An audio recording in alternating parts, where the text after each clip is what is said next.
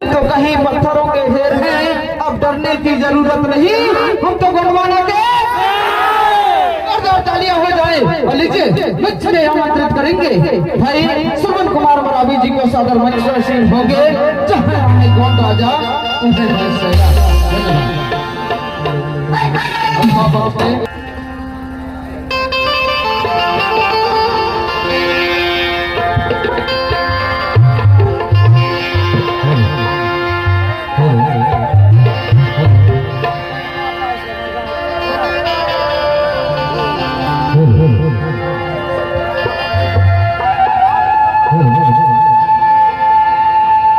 सबसे पहले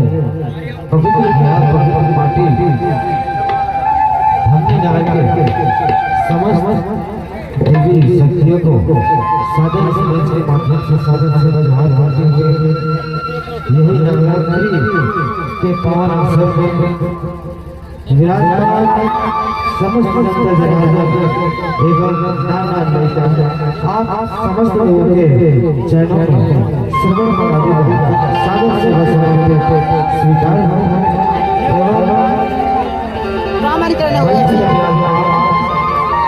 मां जगत जननी जे घर आशीर्वाद से ये दुनिया ये सृष्टि के निर्माण है और साथ ही जेकर आशीर्वाद से आज हम